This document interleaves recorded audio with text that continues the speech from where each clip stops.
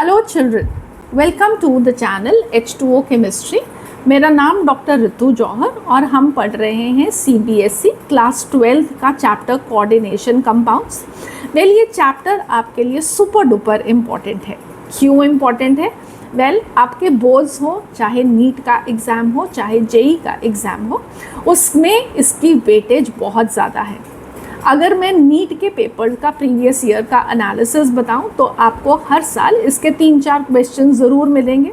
Similarly JEE mains की भी अगर हम बात करें तो किसी शिफ्ट में एक, बट किसी शिफ्ट में आपको 4 क्वेश्चंस भी इस टॉपिक के मिल सकते हैं। So this chapter is very very important for you.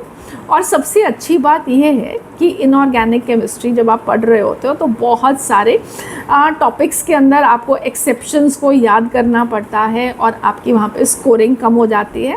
But ये चैप्टर एक कंसेप्चुअल टॉपिक है। अगर आपने अपने कंसेप्ट्स को बहुत अच्छे से मास्टर किया तो वेल आप बहुत अच्छा स्कोर कर सकते हैं इसमें। तो वेल, ये चैप्टर किस तरीके से मैं पढ़ाऊँगी, this is going to be NCERT line by line, but एक अलग तरीके से। इसका फॉर्मेट मैं अपने हिसाब से रखूँगी, बट मैं जो कुछ भी आपको पढ़ाऊँगी उसकी लाइन बाय लाइन NCERT की साथ में ज़रूर रीड करूँगी, राइट। तो अब मेरे आज के इस लेक्चर का एजेंडा हम शुरू करेंगे इसकी इंट्रोडक्शन से। उसके बाद नेक्स्ट यहाँ पे जो गिवन है वो है Werner theory of coordination compounds. This is not what I am going to teach you today. आज नहीं पढ़ेंगे हम इसको थोड़ी लेटर ऑन पढ़ेंगे। फिर उसके बाद हम पढ़ेंगे क्या हम पढ़ेंगे, एक तो ये डबल सॉल्ट और कॉम्प्लेक्स क्या होता है इसके बारे में डिस्कशन करेंगे। और फिर जो इम्पॉर्टेंट टर्म्स हम यहाँ पे यूज़ करते हैं इस कोऑर्डिनेशन कंपाउंड्स के चैप्टर में, हम उन सब के बारे में डिस्कस करेंगे। So definitions of some important terms pertaining to the coordination compounds it what we will be studying today. ठीक है, तो ये हमारे आज के लेक्चर का एजेंडा रहेगा। नॉमेनक्लेचर हम बाद में करेंगे। ठीक है, तो चलिए शुरू करें। तो ओके, तो सबसे पहले पोस्ट ऑब्जेक्टिव्स आप पढ़ सकते हो कि हमको यहाँ पे क्या कुछ पढ़ना है। हमको पढ़ना है the postulates of the Werner theory, then we will have to understand the meaning of terms like coordination entity, central atom etc. तो ये सब आप चीज़ें समझ ही लोगे। So I am not talking about them। हम एक बारी रीड करते हैं सबसे पहले कि हमने इस चैप्टर की इंट्रोडक्शन में क्या लिखा हुआ है। In the previous unit we learned that the transition metals from a large number of complex compounds in which the metal atoms they are bound to a large number of anions and neutral molecules by sharing of electrons। तो D block जब हम पढ़ते हैं तो वहाँ पे हम ये पढ़ते हैं कि डी ब्लॉक के जो एलिमेंट्स होते हैं वो बहुत सारे कॉम्प्लेक्स कंपाउंड्स बना लेते हैं जिसके अंदर मेटल बहुत सारे एनायंस या न्यूट्रल मॉलिक्यूल के साथ बाउंड किया होता है by the sharing of electrons, actually by the sharing of coordination, by the formation of coordinate bond. तो मॉडर्न टर्मिनोलॉजी में हम इन कंपाउंड्स को कोऑर्डिनेशन कंपाउंड्स कहते हैं। The chemistry of the coordination compounds is important and challenging area of modern inorganic chemistry. यहाँ पे you will be seeing new concepts of chemical bonding and molecular structure, जिससे हमें functioning of these compounds as vital components of biological system समझ में आता है। बहुत importantly आपको याद रखना है chlorophyll, hemoglobin, vitamin B, they are coordination compounds of magnesium, iron, cobalt respectively। ठीक है, तो क्लोरोफिल के अंदर कौन सा मेटल प्रेजेंट होता है? That is magnesium. हीमोग्लोबिन में कौन प्रेजेंट होता है? आयरन। और विटामिन B12 में कौन सा मेटल प्रेजेंट होता है? कोबाल्ट। ये आपको याद रखना है, आपके एग्जामिनेशन में ये पूछा जाएगा। ठीक है, देन वर्नर थियरी हम आज नहीं पढ़ रहे हैं, हम शुरू करते हैं basic understanding of the chapter. ठीक है, तो कोऑर्डिनेशन कंपाउंड होता क्या है ये अब हम पढ़ने लगे हैं। तो सबसे पहले कोई भी अगर कंपाउंड है तो हम उसको डिवाइड कर सकते हैं into 2 types. One is a simple compound and the other is called as an addition compound. और इस लेक्चर का जो भी PDF होगा मैं अपने टेलीग्राम चैनल पे उसको अपलोड कर दूँगी, तो आपको अगर नोट्स चाहिए होंगे तो आप उसको वहाँ से डाउनलोड कर सकते हो। उसका जो टेलीग्राम चैनल का लिंक है, I will be sharing that in the description of the channel lecture. ठीक है, तो कंपाउंड है और कंपाउंड को हम दो पार्ट्स में डिवाइड कर सकते हैं, that is simple compound and addition compound. तो सिंपल कंपाउंड क्या होता है, एडिशन कंपाउंड क्या होता है, ये अंडरस्टैंड करेंगे। और एडिशन कंपाउंड को आगे हम फर्दर दो टाइप्स में अंडरस्टैंड करते हैं, one is called as a double salt and the other will be called as the coordination compound. ठीक है, तो वन बाय वन इनको अंडरस्टैंड करें। तो सबसे पहले सिंपल सॉल्ट, तो सिंपल सॉल्ट वो है जो कि आपने इवन क्लास 10th में भी पढ़ा था कि जब एक एसिड और बेस आपस में रिएक्ट करते हैं तो what they form is salt and water. तो HCl फॉर एग्जाम्पल NaOH के साथ जब रिएक्ट करेगा तो वो फॉर्म करेगा NaCl प्लस वाटर। सो NaCl क्या है, NaCl एक सिंपल सॉल्ट है। अब जब हम एक सिंपल सॉल्ट को पानी में डिज़ोल्व करते हैं तो वो आयनाइज करता है और कॉन्स्टिट्यूएंट आयंस प्रोड्यूस करता है, मतलब कि NaCl को जब आप पानी में डालोगे तो this is going to break up into Na positive and Cl negative ions. Next अब हम अंडरस्टैंड करते हैं व्हाट आर मॉलिक्यूलर और एडिशन कंपाउंड्स। तो व्हेन टू और more simple salt solutions they are mixed and they are allowed to evaporate to form a new substance crystal, it is called as a molecular or addition compound। मतलब आपने दो या दो से ज़्यादा simple salt लिए और उनको आपने पानी में घोला, उनको आपस में आपने मिक्स कर दिया और फिर आपने उस पानी को इवेपोरेट करवाया, तो अब उसमें से एक नए सॉल्ट का क्रिस्टल बन के बाहर आया, तो नए क्रिस्टल्स बने और इसको हम बोलते हैं मॉलिक्यूलर और एडिशन कंपाउंड। ठीक है, तो क्रिस्टलाइजेशन का प्रोसेस आई होप आप लोगों को मालूम है कि जब आप किसी भी चीज़ की एक सुपर सैचुरेटेड सॉल्यूशन को ठंडा करते हो तो उसमें से जो एक्स्ट्रा सॉल्ट होता है वो बाहर निकलता है एज क्रिस्टल्स। तो यहाँ पे अगेन आपने किया क्या है, दो या दो से ज़्यादा सॉल्ट लिए सिंपल, उनको मिक्स करके और वापस क्रिस्टलाइज करवा दिया, तो आपके पास जो नए क्रिस्टल बने हम उनको मॉलिक्यूलर या एडिशन कंपाउंड्स बोलते हैं।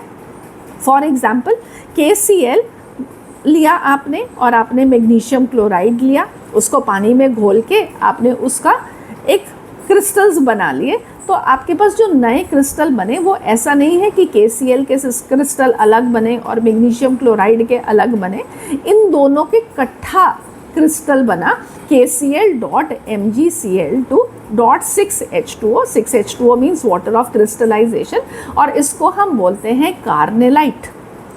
सिमिलरली आपने FeCN ट्वाइस लिया प्लस KCN लिया, इसका भी आपने एक्वस सॉल्यूशन बनाया और फिर आपने उसको क्रिस्टलाइज करवा दिया वापस बाय इवेपोरेटिंग द वाटर। तो अब आपके पास क्या बना, FeCN ट्वाइस .4 KCN, जिसको आप एक अलग तरीके से भी लिख सकते हो जो इस सारे चैप्टर में हमने पढ़ना है, दैट इज़ K4FeCN6। तो अब ये दो अलग अलग तरह के कंपाउंड्स हैं, एक को हम बोलेंगे डबल सॉल्ट और एक को हम बोलेंगे coordination compound. So what are double salts? When two simple salts crystallize together in a single crystal structure we call that to be a double salt। ठीक है, मतलब क्या है कि आपने पोटाशियम सल्फेट फॉर एग्जांपल लिया, आपने एल्युमिनियम सल्फेट लिया और आपने उसको पानी में घोला और फिर आपने उसको क्रिस्टलाइज करवाया, तो आपके पास एक सॉल्ट बना K2SO4 dot aluminium sulphate dot 24H2O। ठीक है, इस सॉल्ट को बोलते हैं पोटाश एलम, ये आपको नाम याद रखना है, ये बहुत इम्पॉर्टेंट है। अब इस सॉल्ट की खासियत क्या है, जब आप इसका सॉल्यूशन वापस बनाओगे, आपने पोटाश एलम लिया और उसका सॉल्यूशन बनाया, उसको पानी में घोला, तो ये पोटाशियम के आयंस, एल्युमिनियम के आयंस, सल्फेट के आयंस सब अलग अलग वापस आपको मिल जाएंगे। ऐसे सॉल्ट को बोलते हैं डबल सॉल्ट।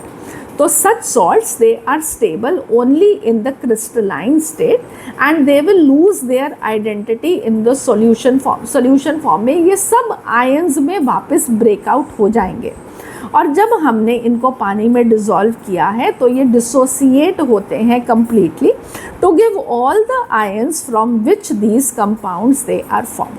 ठीक है, I hope this is clear. अब नेक्स्ट है कोऑर्डिनेशन कंपाउंड। तो कोऑर्डिनेशन कंपाउंड में भी हमने 2 सॉल्ट को मिक्स किया है, बट यहाँ पे जो सॉल्ट बनता है उसकी केमिकल प्रॉपर्टीज़ डिफरेंट हैं फ्रॉम द सॉल्ट्स जिससे वो बना हुआ है। तो KCN प्लस NiCN ट्वाइस को क्रिस्टलाइज आपने कराया तो यहाँ पे एक सॉल्ट बना K2NiCN ट्वाइस। ठीक है, जब आपने इसको वापस पानी में घोला तो अब आप क्या देखते हो कि आपको पोटाशियम के आयंस मिल रहे हैं, बट निकल और साइनाइड आयंस अलग अलग नहीं मिल रहे हैं, वो एक दूसरे से जुड़े हुए एक कॉम्प्लेक्स की फॉर्म में है NiCN4 2 नेगेटिव, राइट। तो इसका मतलब ये है कि ये जो कंपाउंड्स थे इन्होंने अपनी आइडेंटिटी सॉल्यूशन में लूज़ नहीं की, ये स्टेबल है सॉलिड स्टेट में भी और डिसॉल्व्ड स्टेट में भी। और सॉल्यूशन फॉर्म में जब आप इन कंपाउंड्स को देखते हो तो ये सारे के सारे आयंस जिनसे वो बने थे उनको फर्निश नहीं करते। ठीक है, तो पोटाशियम आयंस तो जैसे कि मिले, बट निकल आयंस और साइनाइड आयंस नहीं मिले, ये आपस में जुड़े रहे in the form of a complex. Okay, so this is what now you can read over here. जो हमने पढ़ा वो यहाँ पे लिखा है, difference between a double salt and a complex. So both double salt as well as complexes they are formed by the combination of 2 और more stable compounds in stoichiometric ratio, एक फिक्स्ड रेशो में combine करेंगे। However they differ in the fact that double salts like carnallite, Mohr salt, carnallite मैंने आपको बता दिया, Mohr salt is FeSO4 ammonium sulphate 6H2O, potash alum is KAlSO4 twice 12H2O, और ये dissociate कर जाते हैं कम्प्लीटली इनटू आयंस जब हम इनको पानी में डालते हैं। However complex ions like FeCN6 4- और K4FeCN6 they do not dissociate to give you Fe2+ and Cn- ions. ठीक है, सो ये आई होप आपको क्लियर हुआ। तो अब हम A1 यहाँ पे दो चीज़ों को याद रखेंगे। सबसे पहले you will remember the double salt का फॉर्मूलाज, ये आपके लिए बहुत इम्पॉर्टेंट है कि आपको इन्हें याद रखना है। तो carnallite is KCl.MgCl2 6H2O, potash alum, इसको फिटकरी भी बोलते हैं हिंदी में हम, जहाँ पे कहीं पे ब्लीडिंग वगैरह हो जाती है वहाँ पे लगाने का काम भी आता है। तो K2SO4 aluminium sulphate and 24H2O। अब अगर आप इसको कंबाइन करोगे तो आपके पास 2 पोटाशियम 2 एल्युमिनियम और आपके पास 4 सल्फेट हैं, तो कॉमन फैक्टर 2 से डिवाइड करो तो आपके पास KAlSO4 ट्वाइस और 24 वाटर को भी 2 से डिवाइड करोगे तो 12H2O। तो ये दोनों ही फॉर्मूलाज में पोटाश एलम को लिखा जाता है और आपको दोनों ही मालूम होने चाहिए सो दैट कि आप कोई गलती नहीं करो। और नेक्स्ट अब हमारे पास है मोहर सॉल्ट। तो मोहर salt is FeSO4 ammonium sulphate 6H2O। तीनों फॉर्मूलाज को अच्छे से याद रखना, ठीक है। ओके, तो नेक्स्ट थिंग इज़ कि आप यहाँ से डबल सॉल्ट और कोऑर्डिनेशन कंपाउंड का डिफरेंस भी याद रखोगे कि डबल सॉल्ट सॉलिड स्टेट में ही स्टेबल होता है, जबकि coordination compound solid as well aqueous state में स्टेबल है। तो जैसे कि KCl MgCl2 6H2O को जब आप पानी में डालते हो तो वो पोटाशियम मैग्नीशियम क्लोराइड आयन सब दे देता है, वो स्टेबल नहीं रहता। जबकि K4FeCN6 को पानी में डालोगे तो FeCN6 4- as a stable complex ion exist करता है, वो Fe+Cn आयन्स में टूटता नहीं है। ठीक है, समझ में आ गया। Then they give the double salts, ये सारे के सारे जिस आयन से बना हुआ है उसके सारे टेस्ट पॉजिटिव देगा। तो पोटाशियम मैग्नीशियम क्लोरीन सबके टेस्ट पॉजिटिव आएंगे, जबकि कोऑर्डिनेशन कंपाउंड में पोटाशियम का टेस्ट तो पॉजिटिव आएगा बट Fe2+ और Cn- का टेस्ट नेगेटिव आएगा, क्योंकि वो आपस में जुड़े हुए हैं इन the form of a stable complex ion.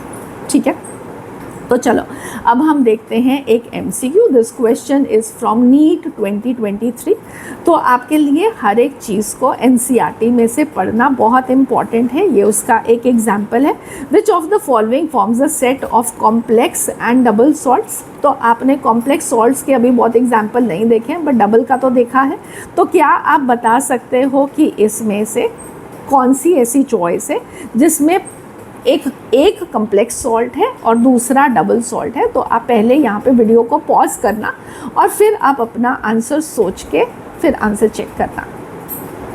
All right, तो अब अगर आपने कर लिया है तो इसका आंसर देखें।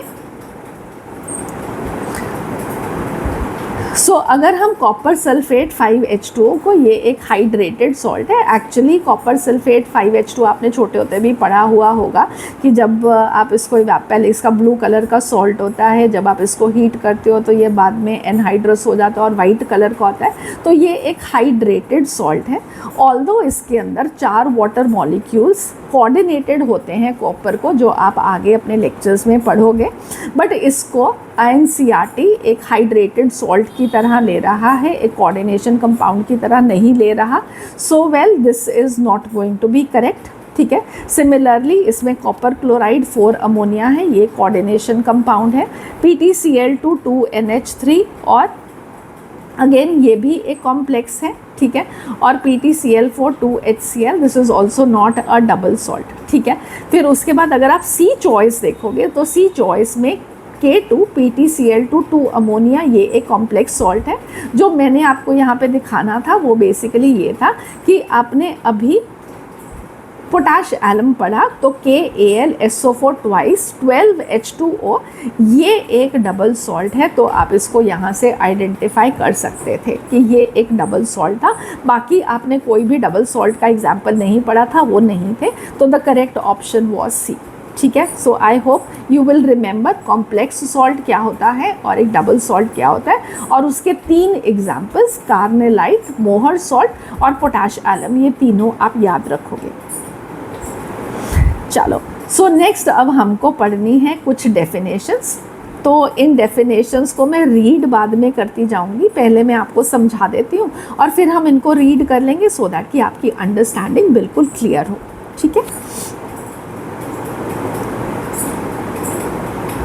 चलो, so what is the terminology that we use in coordination compound. मैंने यहाँ पे एक एग्जांपल लिया है K3FeCN6, K4FeCN6, दोनों में से कोई भी ले सकते हो, दोनों कोऑर्डिनेशन कंपाउंड है, कोई भी ले सकते हो। ठीक है। इसमें अब आप देख रहे हो एक ये FeCN6 को हमने स्क्वायर ब्रैकेट में रखा हुआ है। तो इस स्क्वायर ब्रैकेट में जो चीज़ें हमने रखी हुई हैं इसको बोलते हैं कोऑर्डिनेशन एंटिटी और या कोऑर्डिनेशन स्फीयर। ठीक है। कोऑर्डिनेशन एंटिटी या कोऑर्डिनेशन स्फीयर, जिसके अंदर आपको 2 तरह की चीज़ें मिलेंगी। पहले एक Fe है।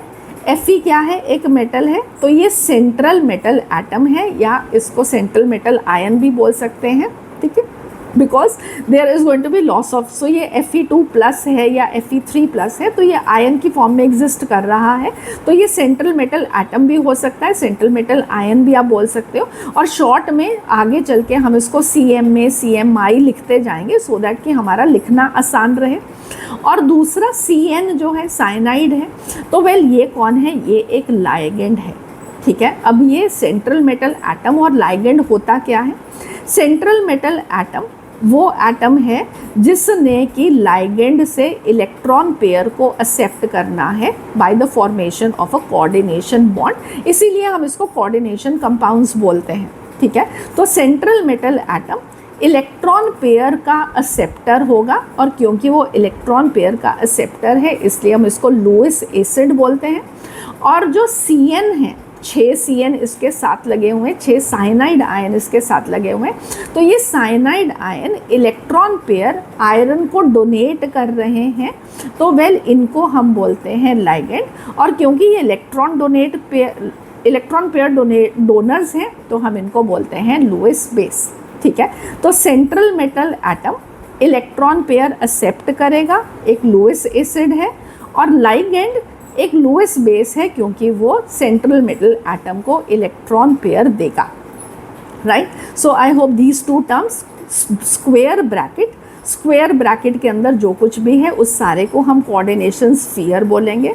कोऑर्डिनेशन स्फीयर के अंदर आपको दो तरह की चीज़ें दिखेंगी, एक है मेटल और एक उसके साथ लगा हुआ कुछ आयन हो सकता है, मॉलिक्यूल हो सकता है, जिसको हम लाइगेंड बोलते हैं। लाइगेंड ने इलेक्ट्रॉन पेयर डोनेट करने हैं और मेटल ने उसको एक्सेप्ट करने हैं, और उसके बाहर we have the ionization sphere और द काउंटर आयन। तो जो भी इस ब्रैकेट के ऊपर टोटल चार्ज है, पॉजिटिव हो सकता है, नेगेटिव हो सकता है, डिटेल्स हम धीरे धीरे पढ़ते जाएंगे, उस चार्ज को बैलेंस करेगा ये बाहर वाला एटम या बाहर वाला आयन, इसलिए हम इसको आयनाइजेशन स्फीयर बोलते हैं, या हम इसको काउंटर आयन बोलते हैं, जो कि कोऑर्डिनेशन स्फीयर के चार्ज को बैलेंस करेगा। ठीक है, so what is ionization sphere और द काउंटर आयन? ये वो पार्ट है जो कि आयनाइज होता है। तो जब आप इसको पानी में डालोगे तो के पॉजिटिव आयंस मिलेंगे, तो ये आयनाइज होता है। और जो कोऑर्डिनेशन स्फीयर है वो नॉन आयनाइजेबल पार्ट है, वो ब्रेक करके Fe और Cn6 आयंस नहीं दे रहा। So the non ionizable part will be the coordination sphere. इसके अंदर क्या प्रेजेंट है? एक मेटल एटम या आयन जो कि बाउंडेड है to a fixed number of atoms और मॉलिक्यूल्स, जिनको हम लाइगेंड बोलते हैं, और हम इसको रिप्रेजेंट करेंगे बाय अ स्क्वायर ब्रैकेट। ठीक है, फिर हमारा नेक्स्ट है सेंट्रल मेटल एटम और आयन। तो central metal atom electron pair accept करता है फ्रॉम द लाइगेंड। तो अब ये सराउंडेड किस से है? लाइगेंड से। लाइगेंड कौन है? आयंस या मॉलिक्यूल्स, जो कि electron pair central metal atom को देंगे, इसलिए सेंट्रल मेटल एटम कौन है? एक लोएस्ट एसिड। और जनरली ये जो सेंट्रल मेटल का एटम है ये एक डी ब्लॉक का एलिमेंट होगा, क्योंकि इसके पास वेकेंट ऑर्बिटल्स होते हैं। रेयरली एस ब्लॉक या पी ब्लॉक के एलिमेंट ये कोऑर्डिनेशन कंपाउंड्स बनाते हैं, जैसे कि फॉर एग्जांपल क्लोरोफिल। क्लोरोफिल में मैग्नीशियम है और वो एक एस ब्लॉक का एलिमेंट है, तो है ऐसे भी, बट जनरली आपको डी ब्लॉक के एलिमेंट्स कोऑर्डिनेशन कंपाउंड्स बनाते मिलेंगे। ठीक है, लाइगेंड्स हमारे सबसे इम्पॉर्टेंट हीरो, क्योंकि उन्होंने इलेक्ट्रॉन पेयर डोनेट करने हैं, तो ये वो इलेक्ट्रॉन डोनर हैं जो कि कोऑर्डिनेट बॉन्ड बनाएंगे विद द मेटल, और क्योंकि इलेक्ट्रॉन पेयर डोनेट करते हैं तो ये है लोएस्ट बेस। ठीक है, सो आई होप यहाँ तक कि आपको सारी चीज़ें समझ में आ गई। एक बारी उसमें से NCERT में से भी रीड कर लेते हैं ये सारा चीज़ें। ऑलराइट, तो सबसे पहले हम पढ़ते हैं coordination entity. So coordination entity consist of a central metal atom bonded to a fix number of ions और मॉलिक्यूल्स। ठीक है, समझ में आ गया। सो COCl2NH3 थ्राइस। सो ये स्क्वायर ब्रैकेट में प्रेजेंट है, तो ये कोऑर्डिनेशन एंटिटी है, जिसके अंदर मेटल कौन है? कोबाल्ट। तो cobalt is surrounded by 3 ammonia and 3 chloride ions. और एग्जांपल्स क्या है? NiCO4, PtCl2NH3 twice FeCN6 plus 4 minus CONH3 6 3 plus। ठीक है, तो ये सारे के सारे क्या हैं? Coordination entity. जो भी आपको स्क्वायर ब्रैकेट में मिलता है वो कोऑर्डिनेशन एंटिटी है। फिर उसके बाद central metal atom. So then the coordination entity, the atom or ion to which a fixed number of ions groups they are bound in a definite geometrical arrangement. ये geometrical arrangement की अभी हम बात करेंगे। This is called as the central metal atom or ion. For example, central metal ion in the coordination entities, NiCl2H2O4 में कौन है? निकल है। अगले के अंदर कौन प्रेजेंट है? कोबाल्ट है। अगले में कौन है? Fe है। ठीक है, और ये सारे के सारों को हम लोएस्ट एसिड बोलते हैं, क्योंकि इन्होंने लाइगेंड से इलेक्ट्रॉन पेयर एक्सेप्ट करना है। फिर उसके बाद नेक्स्ट है हमारे पास लाइगेंड। तो लाइगेंड कौन होता है? वो आयंस या मॉलिक्यूल्स जो कि बाउंड है to the central metal atom और ion in the coordination entity. These may be simple ions like chloride, they can be small molecules like water or ammonia, they can be large molecules like NH2, CH2, CH2, NH2 or NCH2, CH2, NH3 thrice, or even macromolecules such as proteins. ठीक है। अब इसके बाद यहाँ पे ligands की details given है और ये डिटेल्स को हम अगले लेक्चर में डिस्कस करेंगे वन बाय वन अच्छे से, सो दैट कि आपकी थॉरो अंडरस्टैंडिंग हो। मुझे कोई भी शॉर्टकट नहीं यूज़ करना, आपको अच्छे से ये चैप्टर पढ़ाना है, क्योंकि आपके बेसिक स्ट्रॉन्ग होंगे तो ये आपको 3-4 क्वेश्चंस हैं जो कि आ सकते हैं। तो ये बहुत इम्पॉर्टेंट आपका ये चैप्टर है। सो नेक्स्ट अब हमने और क्या पढ़ लिया, कोऑर्डिनेशन नंबर अभी हमको पढ़ना है, कोऑर्डिनेशन स्फीयर हमने पढ़ लिया। So the central metal atom और ion and the ligands attach to it are closed in the square bracket, और इसको हम बोलते हैं coordination sphere. Ionizable groups they are written outside the bracket, they are called as counter ions. For example in K4FeCN6 counter ion कौन है, K positive, और coordination sphere कौन है जो कि स्क्वायर ब्रैकेट में है, FeCN6 4-। ठीक है, यहाँ तक क्लियर हो गया। अब हम नेक्स्ट टर्म सीखते हैं। हमको और क्या क्या सीखना है अभी, हमको कोऑर्डिनेशन नंबर पता करना है क्या होगा, बेसिक्स आज बताऊंगी, डिटेल्स अगले लेक्चर में लाइगेंड्स को कंप्लीट करने के बाद हम डिस्कस करेंगे। फिर उसके बाद coordination polyhedra I will explain you. Oxidation number again मैं आपको बेसिक आइडिया दूंगी, प्रैक्टिस हम और ज़्यादा अगले लेक्चर में करेंगे, और होमोलेप्टिक हेट्रोलेप्टिक कॉम्प्लेक्सेस हम अभी डिस्कस करते हैं। ठीक है, तो चलो फाइन। सो नेक्स्ट अब हमने क्या पढ़ना है, कोऑर्डिनेशन नंबर। तो कोऑर्डिनेशन नंबर क्या होता है, number of electron pairs accepted by the central metal atom. ठीक है, तो जो ligand electron pairs central metal atom या आयन को देगा उसको हम कोऑर्डिनेशन नंबर बोलते हैं। फॉर एग्जांपल अगर मैं K3FeCN6 की बात कर रही हूँ तो यहाँ पे साइनाइड आयन 6 हैं और वो 6 इलेक्ट्रॉन पेयर आयरन को डोनेट करेंगे, तो कोऑर्डिनेशन नंबर क्या होगा आयरन का, 6। ठीक है, अब क्योंकि हर एक लाइगेंड को यहाँ पे समझना ज़रूरी है, कोई लाइगेंड तो 1 इलेक्ट्रॉन पेयर देगा, कोई 2 भी दे सकता है, कोई 3 भी दे सकता है। इसलिए कोऑर्डिनेशन नंबर को बेटर हम अंडरस्टैंड तब कर पाएंगे जब हमने लाइगेंड्स को डिटेल में अंडरस्टैंड कर लिया, जो कि हम अगले लेक्चर में करेंगे। ठीक है, सो कोऑर्डिनेशन नंबर है क्या कि जो जितने भी electron pair central metal atom को लाइगेंड देगा उसको हम कोऑर्डिनेशन नंबर बोलते हैं सेंट्रल मेटल एटम का। फिर उसके बाद ऑक्सीडेशन नंबर है सेंट्रल मेटल एटम का। तो वो क्या होता है, the charge a central metal atom would carry if all the ligands they are removed along with the electron pairs। मतलब कि अगर मेरे पास K3FeCN6 है, इस में से K पॉजिटिव पहले तो अलग कर दो, 3 K पॉजिटिव अलग हो जाएंगे तो FeCN6 के ऊपर 3- चार्ज आ जाएगा। ठीक है, अब इसमें से आप Cn ने भी जितने इलेक्ट्रॉन पेयर दिए हैं उसको निकाल दो, तो Fe के ऊपर जो टोटल चार्ज होगा उसको उसका ऑक्सीडेशन नंबर बोलते हैं। इसको कैसे कैलकुलेट किया जाता है, तो मान लो कि जो आयरन का चार्ज आपको कैलकुलेट करना है या आपने उसका ऑक्सीडेशन नंबर कैलकुलेट करना है तो उसको x मान लो। साइनाइड के ऊपर जो चार्ज होता है that is -1, total charge ion के ऊपर है -3। So you will equate this x + 6 × -1। x iron का ऊपर चार्ज पता करना है, साइनाइड के 1 के ऊपर -1, 6 के ऊपर कितना हो गया, 6 और ये टोटल किसके बराबर आना चाहिए, जो कि कोऑर्डिनेशन स्फीयर के ऊपर चार्ज है that is -3। So x - 6 will be -3, तो x कितना आ जाएगा, 3। ठीक है, इज़ दैट क्लियर। सो अब ऑक्सीडेशन नंबर क्या है आयरन का, that is 3।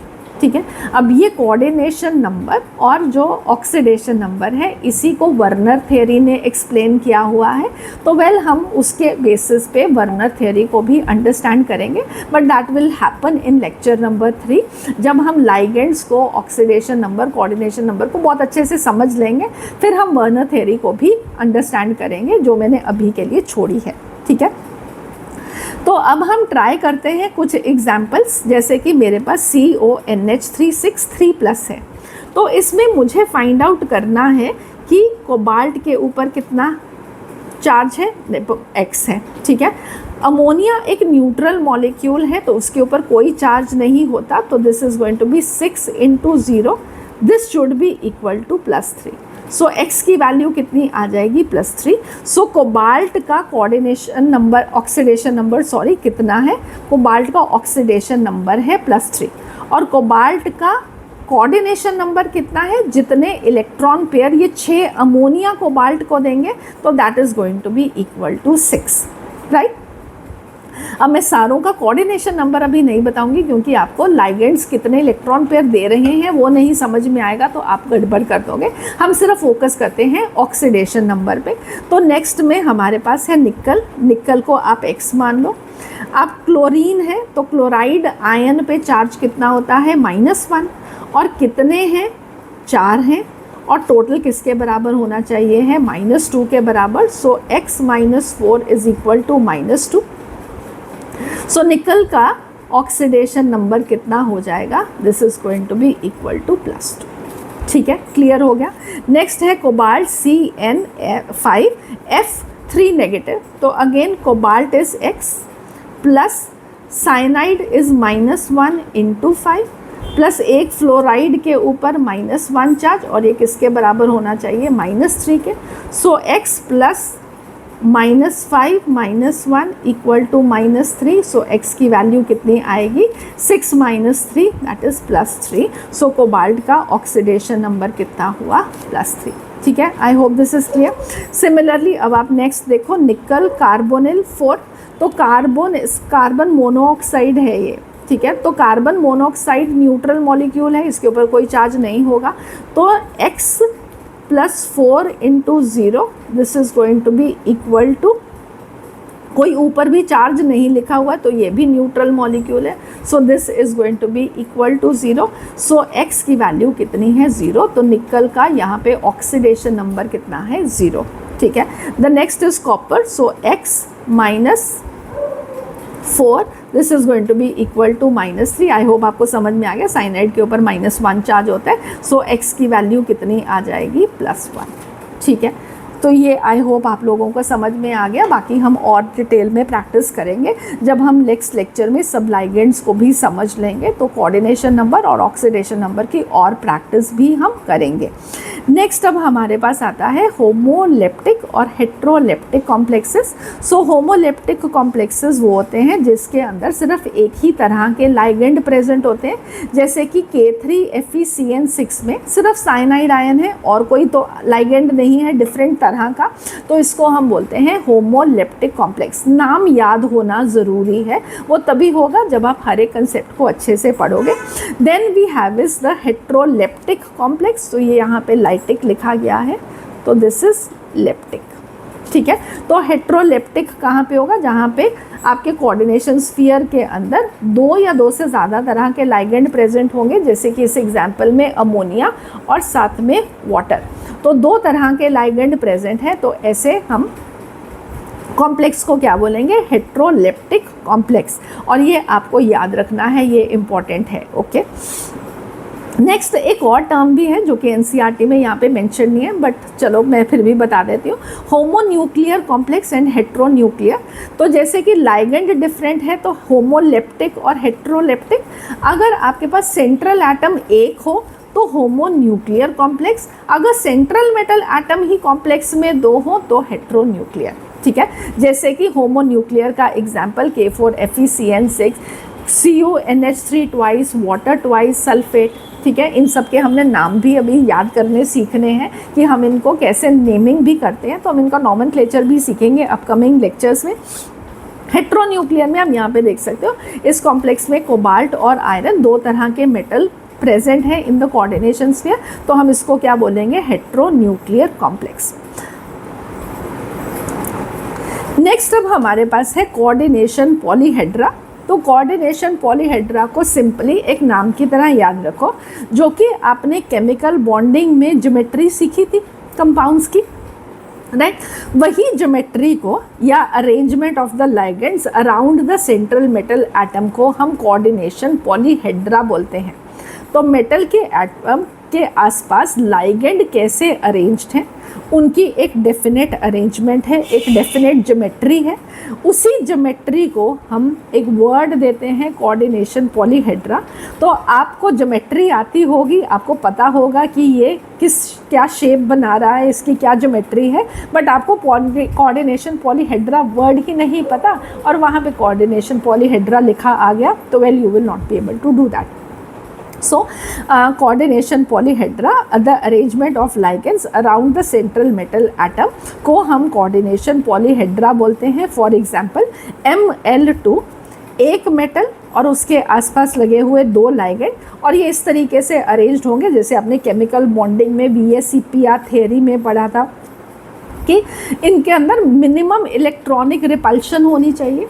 So the electronic repulsion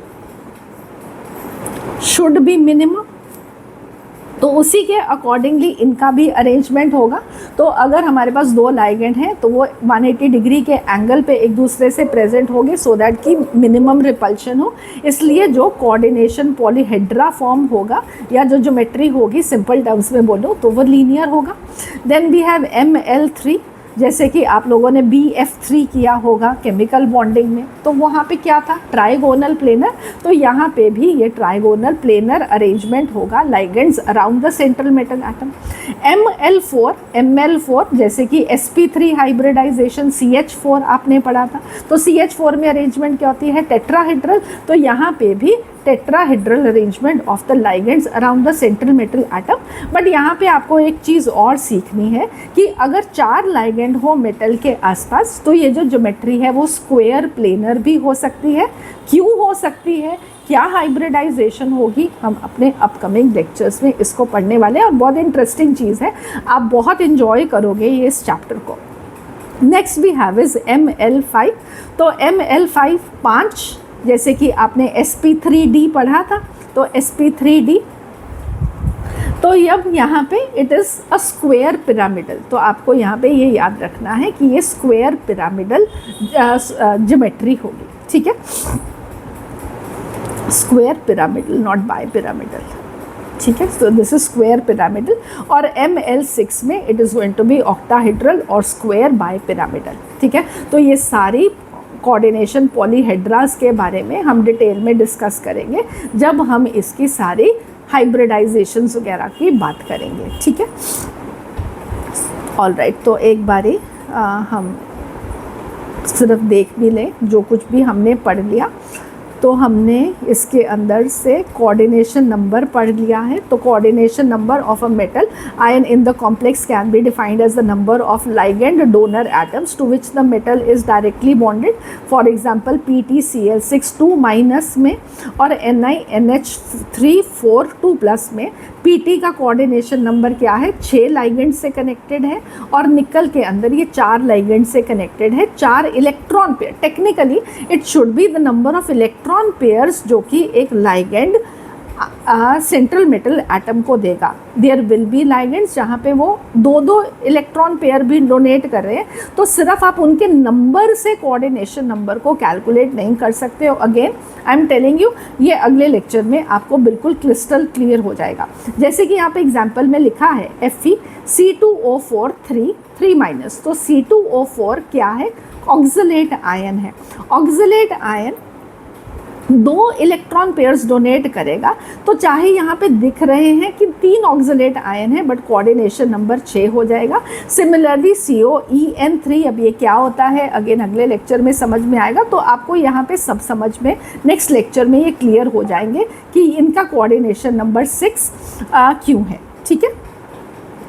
next अब हमारे पास it is important to note that the coordination number of the central metal ions determined only by the number of sigma bonds formed by the ligand with the central metal atom. pi bonds if formed between the ligand and the central metal atom they are not counted for this purpose। तो ये आपके लिए एक important information है, आप याद करोगे। जैसे हम हाइब्रिडाइजेशन में भी काउंट करते थे, तो हम सिर्फ जितने सिग्मा बॉन्ड बनाता है या जितने लोन पेयर होते थे हम उसको काउंट कर रहे थे, पाई बाउंड्स को कभी भी हम हाइब्रिडाइजेशन फाइंड आउट करने के लिए नहीं ना यूज़ करते थे। तो एग्जैक्टली यहाँ पे भी सिग्मा बाउंड्स ही सिग्मा बॉन्ड ही हम काउंट करेंगे जब हम कोऑर्डिनेशन नंबर को कैलकुलेट करेंगे for the central metal atom. फिर है coordination polyhedra, the spatial arrangement of the ligand atoms which are directly attach to the central metal atom defines the coordination polyhedra about the central atom. तो जो arrangement है ligands की central metal atom के आसपास वो coordination polyhedra कहलाता है। The most common polyhedra they are octahedral, square planar and tetrahedral. In fact हमारे सिलेबस में ही ये तीन हैं। हम ऑक्टाहेड्रल के बारे में डिस्कस करेंगे, टेट्राहेड्रल और स्क्वायर प्लेनर के बारे में ही डिस्कस करेंगे। So we will be talking about coordination number 6 and coordination number 4 only in our complete chapter. For example, CONH363 plus is octahedral, NiCO4 this is tetrahedral, PtCl4 3 minus is square planar। और इनकी यहाँ पे shapes यहाँ पे दिखाई हुई हैं, octahedral, tetrahedral, square planar, trigonal bipyramidal भी हो सकता है और स्क्वायर पिरामिडल भी हो सकता है। तो ये हमारे सिलेबस में क्योंकि 5-5 वाले हैं नहीं हैं, तो we will not be discussing them in detail. हम जो डिस्कस करेंगे वो इन्हीं तीनों को डिस्कस करेंगे, ठीक है।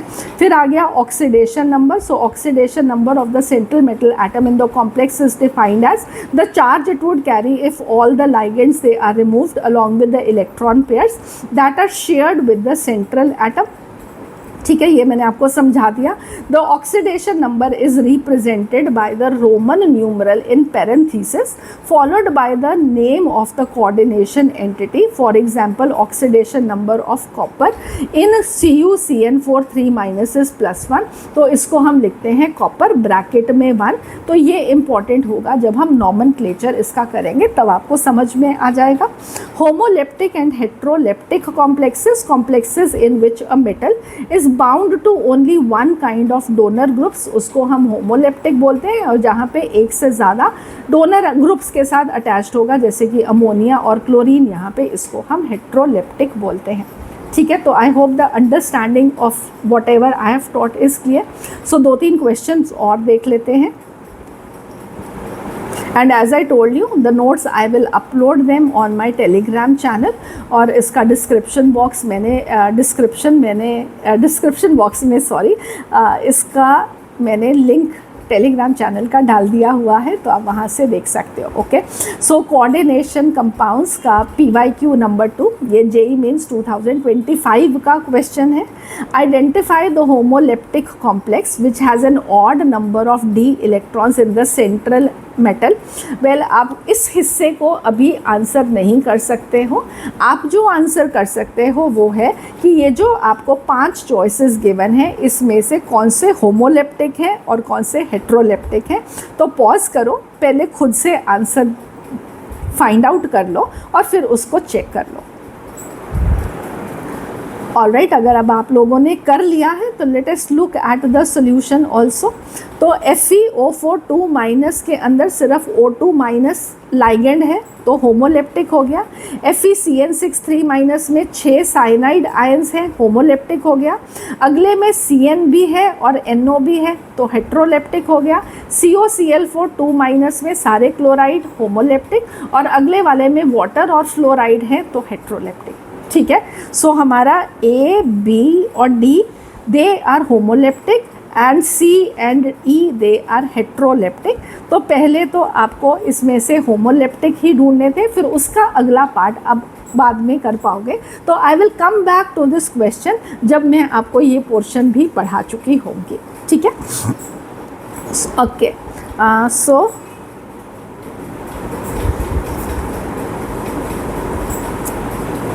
all right, okay, sorry, my bad। ठीक है, ये पोर्शन यहाँ पे नहीं है, दिस इज़ रॉन्ग। आपको सिर्फ ये वाला क्वेश्चन देखना है, ये वाला हिस्सा। जेईई मेंस 2025 AIC से चीज़ें बनवाते हुए बहुत सारी चीज़ें गलत हो जाती हैं। मैंने इसके बाद इसका करेक्ट इमेज भी बनवाया था, बट फिर वो डाउनलोड शायद पुराने वाला ही हो गया। एनीवेज, तो आपको इसमें जेईई मेंस 25 का क्वेश्चन है, आपको आइडेंटिफाई करना है कि इनमें से, oh sorry my bad, this was not required, okay, ये आप छोड़ दो। हाँ, this is the question I was talking to you about. Which of the following complex is homoleptic? तो आप इसमें से फटाफट अब बता सकते हो, 10 second. So what is your answer? Well, your answer should be C. सिर्फ इसके अंदर एक ही है जिसके अंदर सिर्फ एक ही तरह के लाइगेंड्स थे। यहाँ पे 2 हैं, यहाँ पे भी 2 हैं और यहाँ पे भी 2 हैं, ठीक है। सो सी इज़ द करेक्ट चॉइस। एक क्वेश्चन और ऐसे करो, ओके, आप यहाँ से इसको चेक करो। This is also a previous year question of JEE mains, और which of the following they are the examples of a double salt. तो अगेन डबल सॉल्ट वाला क्वेश्चन आ गया। तो ऐसा नहीं है कि आपको चीज़ें नहीं आएंगी। तो अब आपने डबल सॉल्ट्स 3 ही तो याद किए थे, फटाफट चेक करो कि कौन कौन से हैं। एक ये वाला मोहर सॉल्ट और एक ये वाला पोटाश एलम। ये भी नहीं होगा, ये भी नहीं होगा, ठीक है। So this is the answer. The answer has been given also. तो डबल सॉल्ट्स तीनों याद रखना, मेरा सिर्फ यही पॉइंट है, डबल सॉल्ट्स के एग्जाम्पल्स को याद रखना और सारी टर्मिनोलॉजीज़ को अच्छे से रिवाइज करना before we meet up for the next lecture, ठीक है। So we will meet up in the next lecture, जहाँ पे हम डिस्कस करेंगे व्हाट आर लाइगेंड्स। और लाइगेंड्स को समझ लोगे तो कोऑर्डिनेशन नंबर और ऑक्सीडेशन नंबर के हम और एग्जाम्पल्स कर लेंगे, सो दैट कि आपका टॉपिक बिल्कुल अच्छा हो जाए। So see you again for the next lecture. और ये लेक्चर अगर आपको अच्छा लगा है तो please do give it a thumbs up and do subscribe to the channel. This is going to be a booster for me actually. काफ़ी मेहनत करती हूँ मैं आपके लेक्चर्स लिखने में, बनाने में, हर तरह से उन चीज़ों को कलेक्ट करने में। So just a appreciation that is required. Thank you so much.